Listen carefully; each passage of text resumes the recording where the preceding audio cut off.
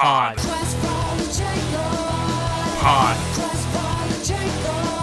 Pod. Pod.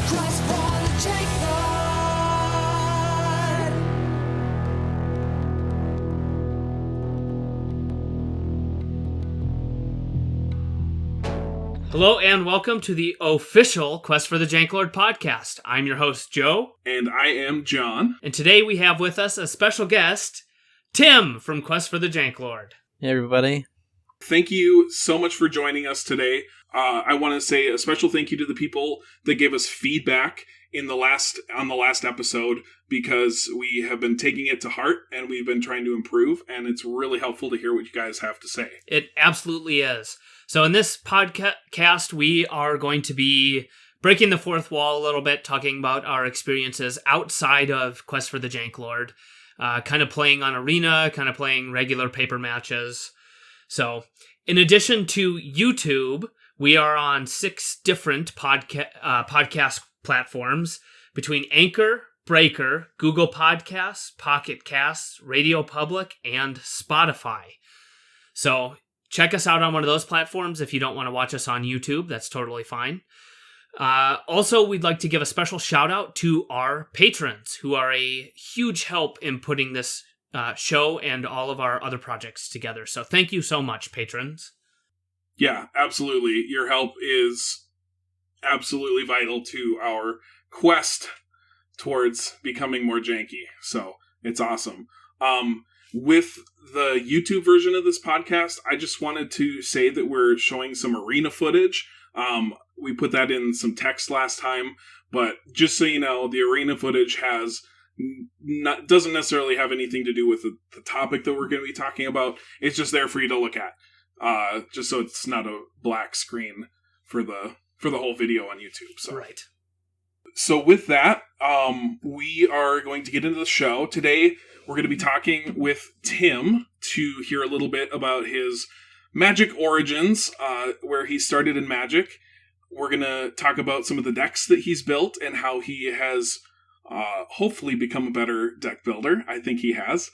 And we might talk a little bit about some fun times we've had on Arena with Brawl lately, which has been quite popular and quite fun. So, Timmy, what was your first time ever playing Magic? Let's see. First time playing Magic, I think it was probably back. I had to go check the dates on when things were released because I didn't really know anything about Magic back then, but I believe it was during the Theros. So somewhere around 2013, I remember going to my friend's house, and my memory of what he did normally with his Magic cards versus what we do now is just like horrific. Not including the last episode. But I just remember going over to his house and he had these boxes full of Magic cards, and I had all these thrown together decks that were all held together with rubber bands. He probably didn't know what a sleeve was. I didn't understand anything. I thought his decks were so amazing. And the only reason I can remember it was during Theros was because he had one specific deck that I always wanted to play, which was this really crappy Minotaur tribal deck that, like, I have very specific memories of, like, Minotaur Skullcleaver and Pensive Minotaur. I just, like, those pictures are just burned into my memory of the first time looking at Magic cards. And I was just, I don't know, I thought it was cool. I got really mad because I didn't really understand the mechanics, and I don't think we actually even played it correctly back then. We just kind of did whatever. But I think that's super common with the early beginnings of someone's Magic career and like tabletop Magic. You just kind of like, I guess, I don't know, when you play a counter spell, I guess you just kind of do it, right? Yeah, and I don't think I would have even played any of those complicated things back then. If they were in there and I didn't understand it, I wouldn't have thought, like, I should go on the internet and learn how this works. I would be just like, I'm just not going to use that card. I remember putting together decks when I was first learning, and Exalted was a mechanic that was one of the first, like, complicated mechanics that I understood. And so I was like, ooh, this card has Exalted, this card has Exalted, this card has Exalted. And I threw them all in a deck. And it was awful. It was absolutely awful. But I was so proud because I was like, this is so synergistic. This deck is awesome. And I'm sure I played it wrong. I'm sure I swung with every single creature thinking that they all pumped each other up. So I definitely remember when I was first learning, it was very similar. Just kind of making the rules up as you go. Yeah, and I don't think I even understood the effects of what all the cards did. I was just like, oh yeah, they're all minotaurs. Like, they're all going to work together. That makes sense. Like, no complexity whatsoever. Like, I didn't know the difference between, like, a rare or a mythic rare or anything. The set symbols didn't mean anything to me back then, you know? And then I remember kind of like, I'd play it every time I'd go over to his house every once in a while, and I didn't really get into it. Once I finally did, like I was saying before, the only thing I was ever capable of making was like mostly tribal decks and having no understanding. And I only ever used the crappy cards that I had. So like buying things on the internet, like that was just like a mind-blowing revelation when you're like, oh yeah, you can build decks that are actually like good designed. Yeah. What? Like, you can't just use the crappy cards that you have? Back in the day, it was kind of expected that you wouldn't know what all the cards in a set were. Like, that's how Richard Garfield designed the game. He wanted, because the internet wasn't prevalent at the time, so you can't just look up all the decks that people are using in tournaments. So you'd play against your friends who had bought booster packs, and you'd be like, oh, no way, I've never seen that card before. And, like, of course, people figured it all out really quickly, but the idea was kind of supposed to be that way. So that's super fun that you got to experience it in that capacity. Yeah. And I didn't have, like, I only had the one friend that played, so my understanding and I didn't really grow at all. Like, I only played with him, just played the same crappy, dirtily decks back and forth, and then that was it. And then I stopped playing, and it was a number of years before I don't even remember why I got back into it, but I remember showing, I think maybe I showed Daniel Magic before he ever learned in college and met really? You guys. Like, I remember taking over some crappy, like, they would be, I guess, historic decks, not standard, because I didn't know what that even meant back then. But tabletop decks. Yeah, tabletop crappy decks. Just Yeah. kind of whatever you had, throw them together and taught him like the mechanics of the game. And then I don't remember how long it was after that he got into it with you guys. But that's how you guys introduced me to Commander. And I have a hard time even remembering that earlier part of playing. I must have just borrowed your guys' decks or something, and you were trying to teach me how this worked. I don't know. We probably did let you borrow our decks a couple times, but I think pretty quickly you showed up with Aloro. Yeah, I built Aloro first. I remember smoked us. I didn't know. If I remember right, it was that first game you came in and whooped us like it wasn't even a thing. Oh, I don't remember that, but I remember going to that Level Up Games and just I didn't know anything about picking commanders. Again, I wasn't like looking online. I just went and dug through a box of cards and found one that wasn't insanely expensive. I'm like, yeah, that seems like a good one to build. I asked the guy, like, what should I start with? I don't know what I'm doing. And he's like, Aloro's a good place to start. Sure. Yeah. Why not? Yeah. Jump head first. Yeah. I love that. I was going to say, I don't know when I will be interested to have Dan on this podcast so we can hear a little bit more about his origins, because I did play with him back, I think it was probably his senior year of college, my first year out of college. I had brought over decks and we played a little bit.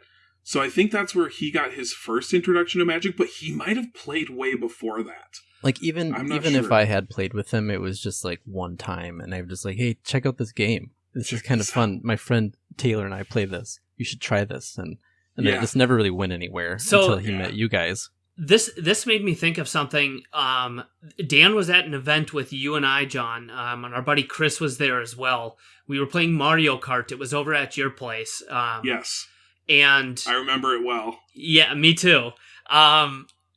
For the most part. But Do you? Yeah.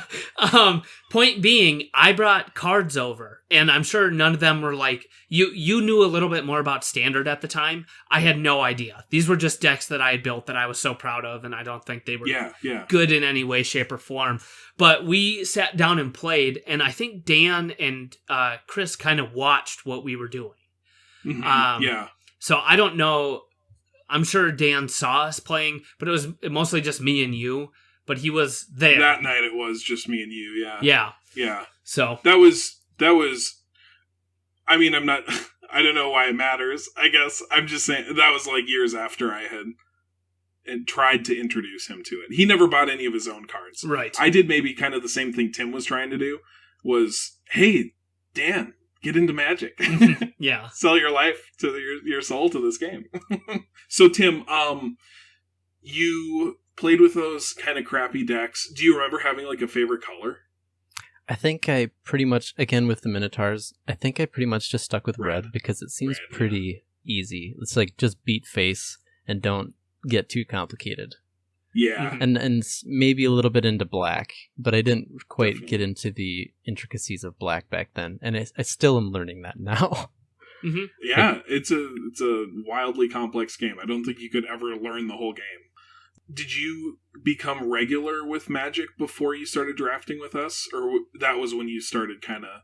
That was when I started getting kind of more into doing it regularly. After I met you guys and started playing Commander. I did try a couple of sealed events, which I tend to like those a little bit better just because I'm... Like, you guys were doing draft a lot, and I tried that, and I'm still bad at it. I just... am awful, so I just go and I get excited to open cards, and then my decks are garbage, but I'm like, maybe this will go fine, and then it never does. So I like doing sealed stuff because everybody's kind of on the same level playing field, sort of. Like, you can be a good drafter or a bad drafter, but if you're doing a sealed event, you got what you got, and it's up to you to build with those cards, right? And there's luck involved, but I would say it's more luck with sealed events than it is with drafting. So if you're not good at drafting, you're just going to have a bad time. Yeah, that's fair. It's a tough I remember I started playing again, or getting into it and like buying stuff about Shadows over Innistrad time period. Yeah. And then I actually kind of dropped off again. I don't remember getting really all that much into Eldritch Moon. Yeah, Eldritch Moon. So I remember getting just a little bit of Eldritch Moon stuff, and then I kind of stopped. And then when I came back, I think it was like we had just been playing Commander for a while, and then I went to an Aether Revolt sealed event, and I got top 4, which I was like, I remember what that in the world? Yeah. That's awesome. And I've never gotten anywhere close to doing that well again. I don't know how that happened. There you go. Part of the luck of sealed. Yep, exactly. But yeah, then we've just been playing Commander pretty much after that and hitting up sealed events every once in a while. Mm-hmm. Yeah. Dude, that's rocking. So we played Commander a little bit. What was your experience level when we started Janklord? I mean, I think when we had started Janklord, I had built a Loro, and it was just kind of a mediocre good stuff deck, which what most of my early on decks were, I'd say. We built one kind of preliminary Janklord deck, which was that I don't remember what P and Kieran was my deck, and it was just that's right. Terrible. I remember. You guys remember? Yes. So I remember you when we were playing Commander on a regular basis, like every week. You made a comment that you were upset because John and I had played for so much longer. Our decks were just inherently better. We had a bigger catalog of cards that we could pull from, and so I remember you specifically were like, this isn't fair, because the cards you guys have access to are by far and away better than what I can build with. So we should assign random commanders and build random and that's kind decks. of where Janklord's main idea came from, was just me being fed up with getting stomped every time we went and spent a night. Because I was pretty busy, and it was like my one night of the week to go do something, and I was like excited about playing these decks that I spent so much time building, and then I just go and get stomped, and it just felt bad. Get trashed by money. Yeah. And so we just kind of, as most of you listening probably know already, that's kind of where we went with this, like putting it on an extreme budget. There's no extremely powerful cards necessarily. Leveling the playing field. John and Joe's decks can't be worth $700 to put up with my $50 deck. Like, we all have kind of crappy decks, and we all have fun playing crappy decks. Yep, exactly. Yep. I will say you contended quite well with your budget restrictions. I mean, yes, we did win the majority of the time, and we covered that in the last episode when we were kind of talking about it. But definitely, you made some good synergistic decks. Like you say, they're good stuff decks, but Allura was mean. It was nasty. It was a good one. Yeah, just out of nowhere, you would win with like 2-card combos. It would be like turn 4, and you'd be like infinite life. Okay. Yeah. Right. I think the problem with my early on decks was it was just a hit or miss thing, and they still my decks still are like that a little bit. Going back and looking at my old deck list, they're like there's synergies in there, but there's no way of consistently doing the same thing, which sometimes I actually prefer playing that way. I don't always want to play competitive Magic, I want to play fun stuff, and the fact that you don't really know what's going to happen and you're like excited, like, oh crap, yeah, these are going to work together, this is awesome. Yep. Like that's what makes me excited when I play those decks, but it also is frustrating when the 75% of the time you play, nothing goes right. Right. Yes. I think that's one of the reasons I really enjoyed Narset so much, and why I still enjoy Narset is because there's that element of like, oh, what top 4 cards are you going to get? Like, what are they going to be? And it is very consistent in the sense that we all shut you down hard. Yes. I have conditioned the group well with my hatred for Narset. Oh my goodness. Yeah, you started it, Joe. They didn't know. No, they hated didn't. Narset before they As soon as you pulled Narset out, before we even started playing, I convinced everyone. Okay, kill John first. Make sure he never resolves and Narset. You did. Yes, and it sure always did. worked. Yeah. I was going to say, just a quick point on your deck building now versus then when you started with Allura. You have a Najeela deck now that fires every time it comes out. It is so oppressive. So that has become your Narset. Yes. I'm like, we got to kill Najeela. So I will say, sometimes it's a little more effective than other times. You just get like 40 warriors out on turn 3 or turn 4 or 5 or whatever it is, and then take infinite combat steps. And then sometimes you have a stuttering start. But I get where you're coming from when you say, when you build a deck, it's kind of fun just seeing how those interactions play out. Sometimes they work, sometimes they don't. Same thing with Narset, same thing with my Omnath deck. Sometimes it works and sometimes it doesn't. It's fun when it goes off, and then you can kind of take a seat when it doesn't. So, right. I think that maybe is highlighting the point of like being open with your play group on what kind of decks you want to play. Because if somebody's gonna, like, you guys sit down with these decks that are just kind of fun, like John's Chaos deck, he's not gonna, if he wants to win and he sees me pull out Najeela, he's not gonna play that. So it's about kind of talking as a group and being like, which we don't typically do actually, but it's true. We just kind of like, hey guys, I want to play this deck. Let's play some more like kind of not competitive, more just dirtily fun game, or let's play a wild game, or totally. We don't talk about that a lot, right? And I don't play Najeela that much either, because I don't actually enjoy having a deck that's really tuned and being like, I'm just gonna go hard at you guys and just try and kill you, and that's what I'm excited about Magic. I like playing in the effects and like doing goofy stuff. Totally. Yes. I'm all about that too. When Joe and I first kind of got into the whole Commander scene, I remember us talking at length about how we just love finding these weird, wacky things that you could never get in a different format. Like, you just you get a knowledge pool and a possibility storm out, and you're like, rules, how do they work? Yes. You had to learn so many rules for playing Commander, and it's awesome. It's a cool learning curve, and then it's just fun to see all these weird random things you'd never see anywhere else. Yeah, I think that there's this very common progression of doing that kind of stuff, the fun stuff, and learning together. And then once somebody gets a little bit better and starts being a little bit more oppressive, then everybody starts evolving towards like, well, I'm not having fun anymore, so I'm going to up my power level. It kind of brings the whole group up. So someone introduces a deck that is just by far and away better than the rest of the field, and they play with it for maybe 1 or 2 games, and then it's like, okay, you had your fun, now please put that away and let's actually play Commander. But then the rest of us go home and we say, hey, here's somebody I've wanted to build with.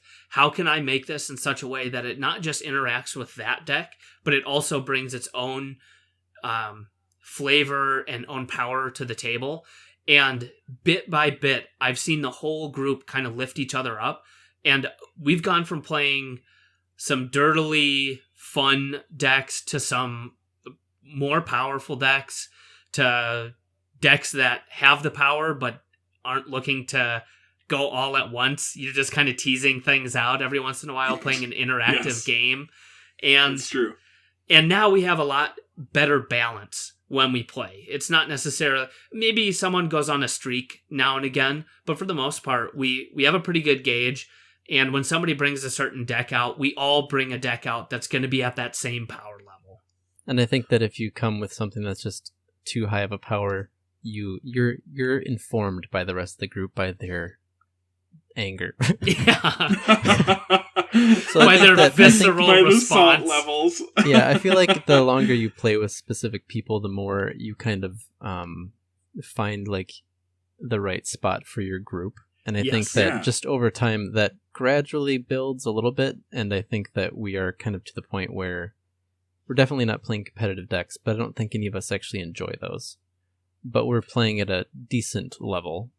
Yeah.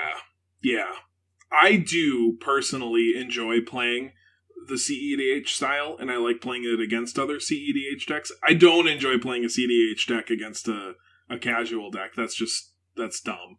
To me, it's not fun. It's not fun for me or the other people.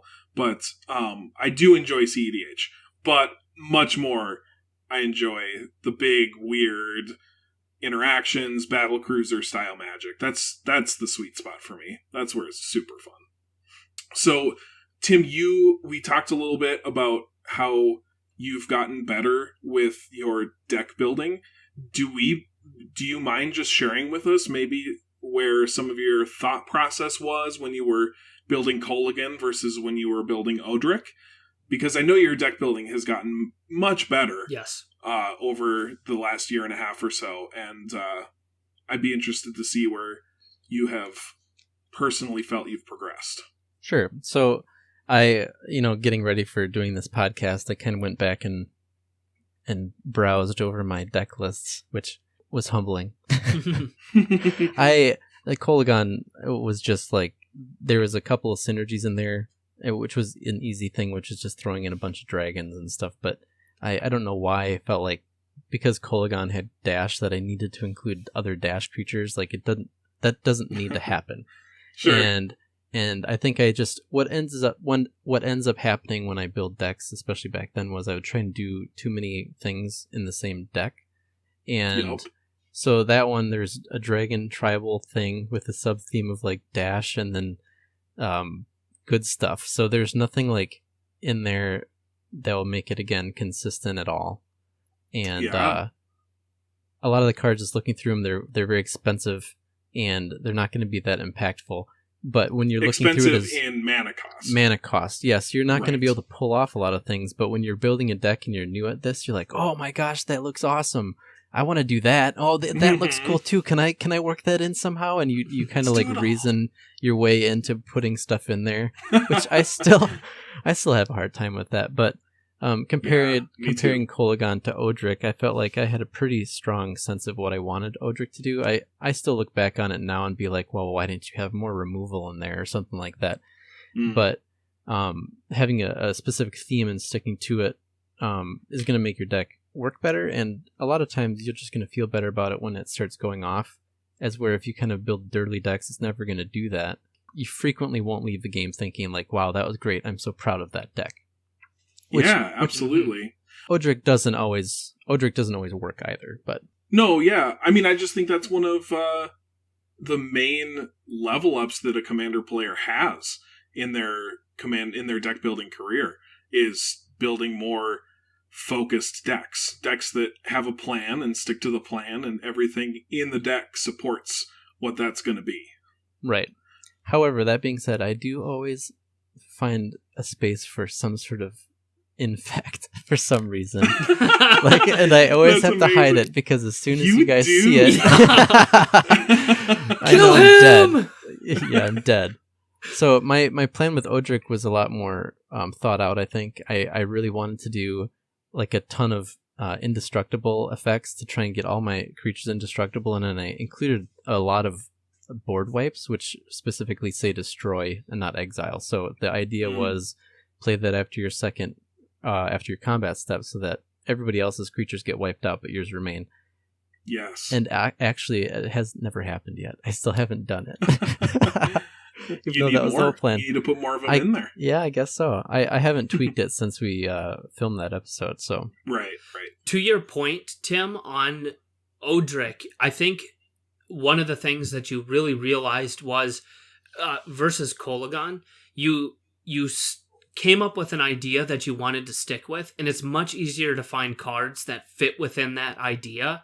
And on top of that, finding cards that serve a dual purpose. So they maybe work one way because they're an equipment or a creature with indestructible, and it wouldn't necessarily work the other way. Let's say it's indestructible and it enters and it interacts with the board in some way. So it's finding that balance. Like this card, though it may be weaker at face value, is better for the synergy of my deck.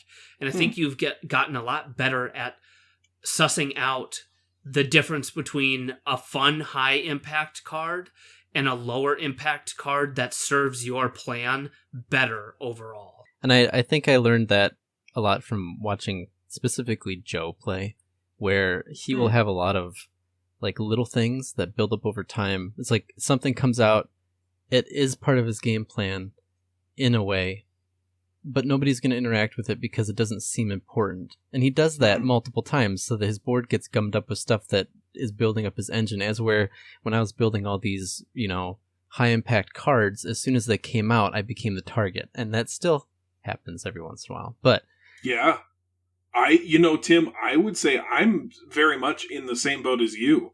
Is I like to make every play count, and every card that I play has to do something like really good. But that just might put a target on your back. Specifically with our group, I think that we're a little maybe overzealous about finding who the we police overlord very, is. very hard. We police. We do. We police hard. So maybe our threat assessment isn't the best as a group, and because of that, I don't want to say, I end up getting targeted all the time, but sometimes you do. Sometimes I do, but the cards that I play are very much worth being targeted. Mm-hmm. Right. When we're not playing our jank decks specifically. Right. And it also comes down, I think, to something else that I've learned is that it comes down to timing a lot too. Like you don't want to just dump something down because it's impactful by itself. You want to, build up a board state that you're not going to be able to take care of all of those threats all at once, and that you still are left with something after they take care of one of them. Yeah, instead of putting absolutely. all of your eggs in one basket and you dump it down and it's gone and you're just like, well, I'm neutered. Like I don't have anything to do anymore. Yes, yeah. And like you were saying, I think Joe's very good at that. Mm-hmm. Like his Omnath deck is just full of all these little elementals or like things that get some land and some enchantments that do some weird things, and then all of a sudden it just boom. I want to talk about my Seton Krosan Druid deck. Yeah. During that episode, I had a ton of little creatures that were druids, so they worked. They hit the board, and they didn't seem like they were that impactful because they're these little 03s or 01 or 1/2 druids, and they have some weird irrelevant text on them. But as soon as I have my main game piece Seton on the board, those druids become like super powered. So it's building in such a way that while one piece might serve to power up the whole of your board, what you're trying to achieve, if that piece is missing, it's still a functional board. So I want to bring this back to the Martial bargain bin deck that you built, because that was a case of, here's my threat, and this is the threat. You always were equipping things like Martial is built in such a way that you're trying to do everything you can to put the effects on Martial. So anytime you would put an effect on it, it'd be like, great, even more of a reason to target you and to target Martial and get it off the board.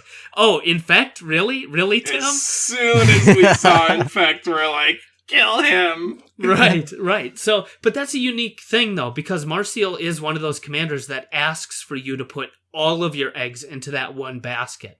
So it's kind of tricky striking that balance where, how do I find a way to keep Martial on the board, protect him, power him up, and still keep my footing so I don't appear as such a threat. So kind of walk us through what you were looking for when you put Martial together. Obviously, that episode was an LGS special, so we built the deck from bargain bin cards. But what were you looking for when you constructed that deck?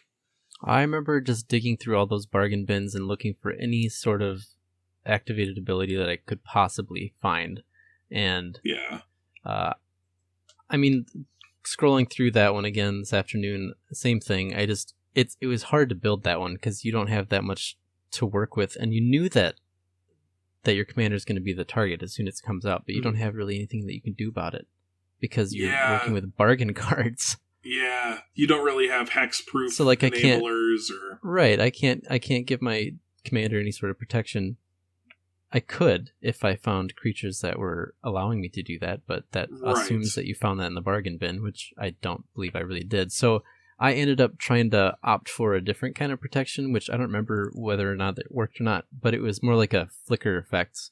So if somebody was going to try and target Martial, I was just going to flicker them out and back in so that I can trigger it again, which there was a lot of flicker effects in there. That's super clever. Yeah.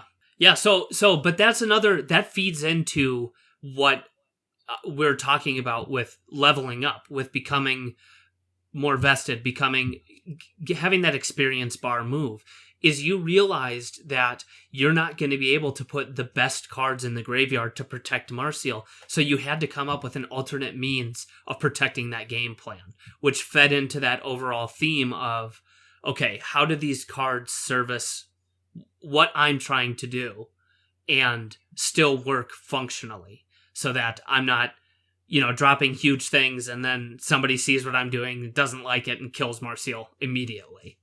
I don't know what I was doing, but I sort of see what I'm doing, but not exactly. Right. But that's the greatness of a bargain bin deck, I guess. Yeah, absolutely. You get what you get, like, to the max degree. Yeah. So you had a huge pool of cards, though, for Martial, and you had to whittle it down. So you whittled it down to kind of those blink effects, you'd say? Those were for like the instance.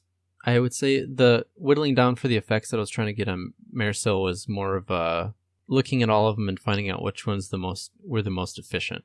Efficiency, yeah. Right, so some of them have the same effects, but one of them costs more than the others, so there's no point in keeping the one that's more expensive, obviously. I love it. So you kind of went with a broad range of effects? Yeah.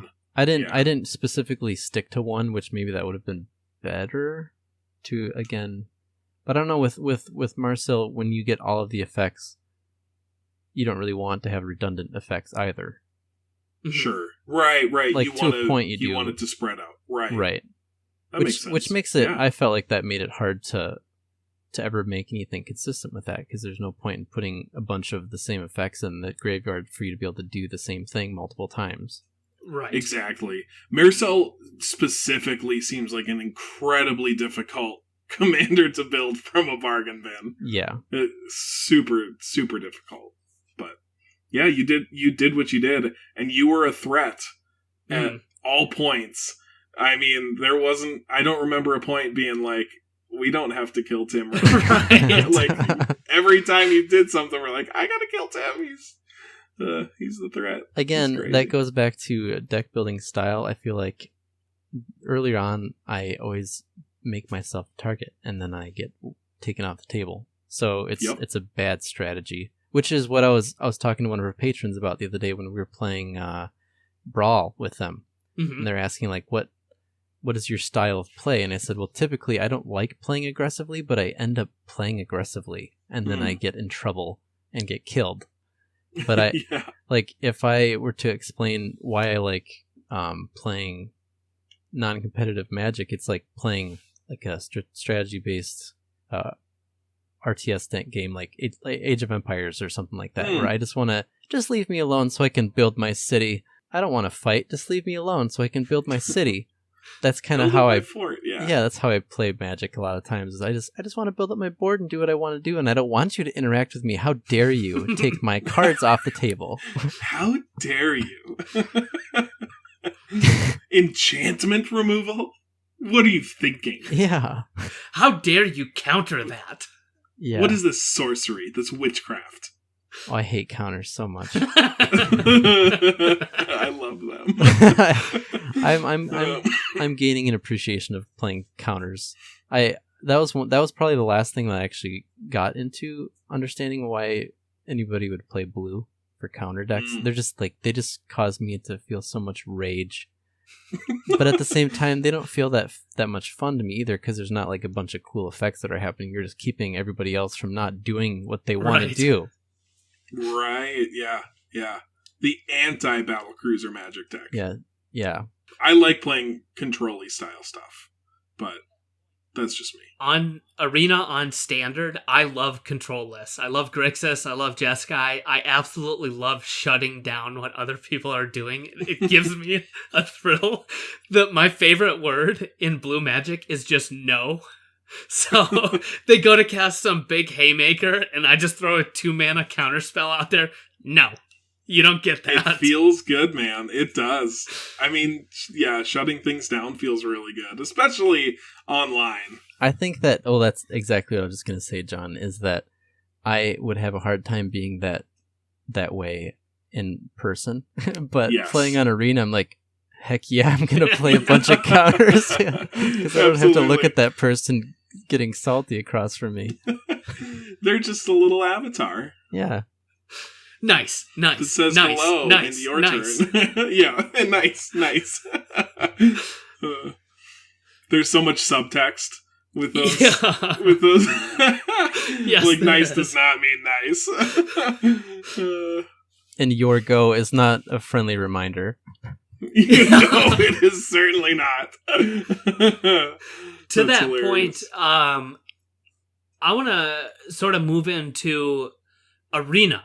For our patrons who are listening, I don't know if we're going to do it every Monday night, but on some select Monday nights, just check out, look at the Discord, and we are going to be playing some Brawl on Arena with our patrons. So we played last week, and we had a decent turnout, and we got to play a bunch of fun games with y'all and talk with you on Discord, and it was a super fun time.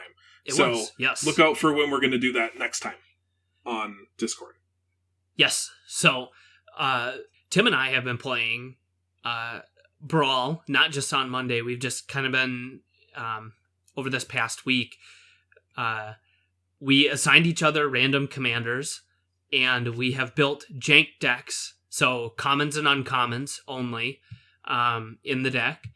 And we kind of play with those. It's a way to temper the power level. Also, it saves on wild cards, because I know that coming across rare and mythic cards, wild cards, is not easy. It's expensive, and it's not something that's accessible to everyone. So this is a good way with your friend group to make a fun deck with some janky commons and uncommons from Standard. And just you can still do some pretty impactful fun stuff. And yes, you really can. I hadn't really played Arena a ton, but because we were playing with the janky rules of only using commons and uncommons, like Joe and I could play multiple nights of just whipping out new decks, and I'm using like 5 wild cards of uncommons or something. Like with my limited resources, I was able to whip together multiple decks, which is just awesome. If you know that you're playing with somebody playing the same power level, because I tried using some of those decks in the normal Brawl. It did not go. Doesn't work it out. did not go well. Yeah. No. We kind of had assigned each other, Tim and I, random commanders to build with. And then we got to a point where we're just like, I want to pick a card and build a deck out of a rare or uncommon commander, and then build off of that and still adhere to the common, uncommon rule for the cards in the main deck. And so I built one of my favorite cards from Ikoria, a Yorion Blink deck. Yorion, I don't know how to say that, but Yorion, when it enters the battlefield, you exile any number of target permanent non-land permanents you control, and they return to the battlefield at the beginning of the next end step. So I put all sorts of uncommon cards in there that prevent people from attacking or draw me cards or gain me life, and it just is. I have a lot of those same effects where I get to blink Yorion, and then I get to blink my whole board, and everything comes back, and I gain 7 life and draw 3 cards. And it's super doable on a budget. Yes. Because ETB effects are rampant in Magic these days. And it's super doable with the commons and uncommons. It is. And one of the decks that Tim built, I'll let Tim talk about this, but amongst the random commanders we did, he built the deck that he wanted to with a certain card. I'll let you talk about that, Tim. So I built one based off of Tatiova. Is that the one we're talking about, Joe? Yes. Yeah, so obviously that's only in friendly Brawl because that's out of standard now, being that it's from Dominaria. But there's a new card from Ikoria that I got pretty excited about, which is Ominous Seas.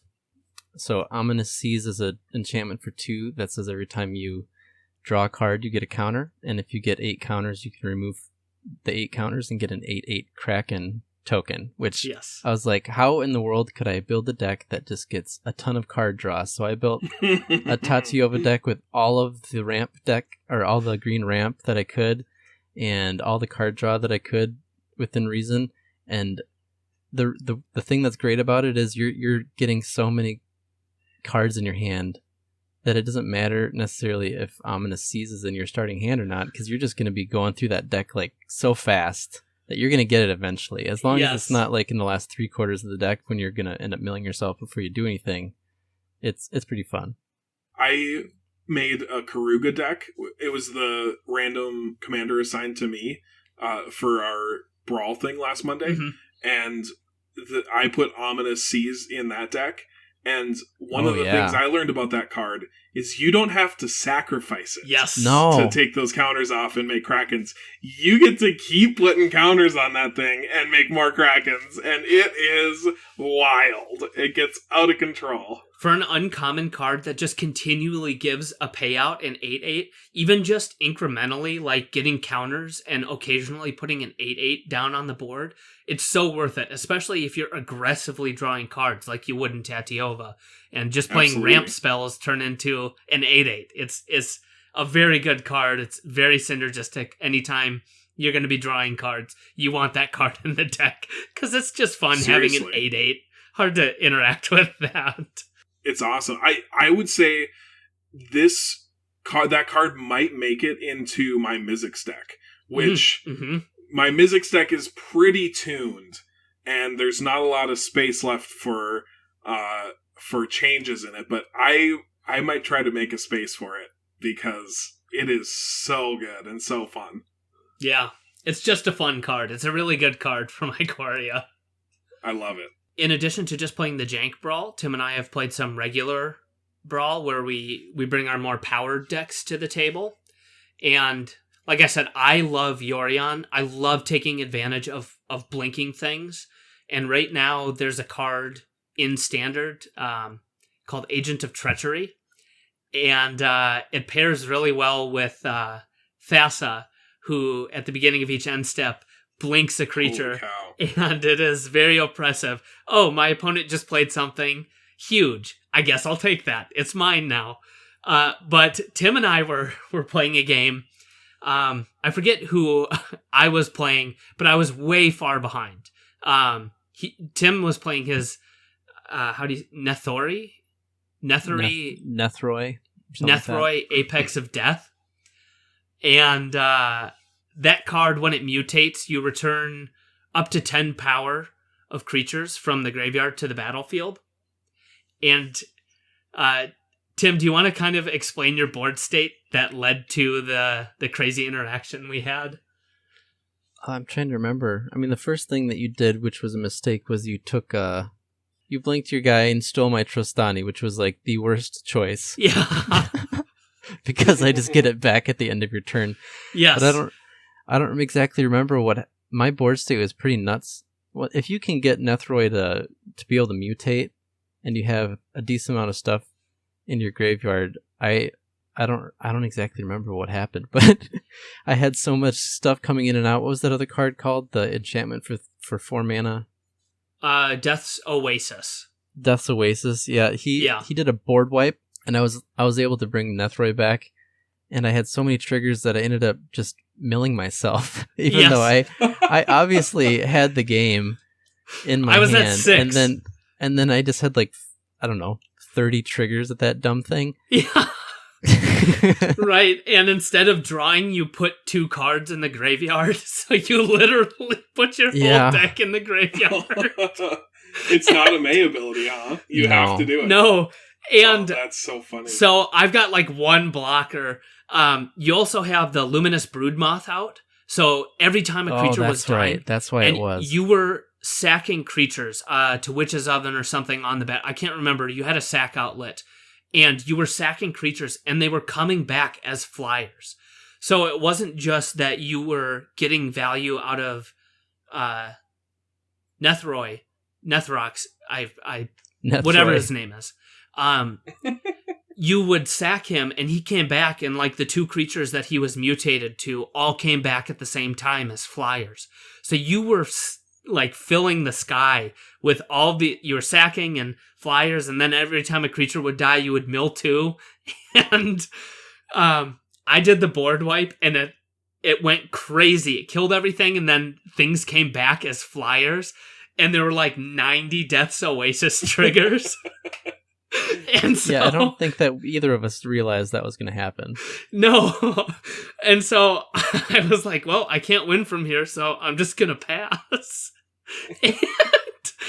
And then you go to your draw step, and you don't have a deck to draw from. You had like 30 cards in your hand or something like that.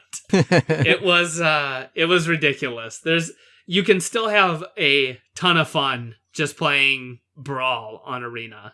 It's very similar to the Commander experience. I kind of stuck my nose up at Brawl for a while, but now that that's all we get to do, I'm realizing that these decks can be pretty powerful, and you can do some pretty impactful, crazy things with these decks too. So that's encouraging. Yeah, absolutely. Yeah, and you get to use, rather than having your paper Magic collection, you just have your Arena collection. So yeah, I love that. So Brawl is super fun on Arena. We've been having a blast with it. It's worth it to check out. I mean, it's free to play Arena, so you might as well. If you want to invest like $20 into getting some gems right away, being able to draft, kind of start bolstering your collection, it's worth it. It's super worth it. Now that they have the play with your friends ability on the game, where before it was just random people only, not True. So interested in playing it at that point. But now that I can play with you guys and other people that I know, it's like it's a whole different game, and it's absolutely, yeah, I'm right there with you. So to recap, John kind of mentioned it, but we don't have a set schedule. We'll introduce something, but one of the benefits of becoming a patron of Quest for the Janklord is getting on the Discord, and we do run jank brawl events where we will give you a random card to build with between a rare or an uncommon, and you go and build your deck, and then we'll face off against each other. It was a lot of fun. The last event that we ran had a pretty good attendance, and it was a lot of fun. Yeah, we love our patrons, and it's fun being able to interact with all of you. It was you. one-on-one. We just one-on-one went into a little Discord server and got to interact, and it was super fun getting to know our patrons. Yeah. A little bit better, so, yeah. And since the decks aren't the most powerful, it was just like a good event. No one was walking away like, oh man, I just lost because somebody had a rare or a mythic in their deck and I don't have access to that. It's everyone is kind of starting off on the same foot, and it makes for fun and engaging gameplay. Yeah, and we were just playing to play. Like, there were no prizes or anything. It was just for fun. It was purely for fun. So, yeah, it was a really good time. But, Tim, thank you for joining us. Thanks for having me. I appreciate you lending your perspective to us. It was a good time. We'll probably have you back at some point, I'm sure. I wanted to say thank you to everybody for listening to us. You can find us, obviously, on our YouTube, which is probably where you're listening now.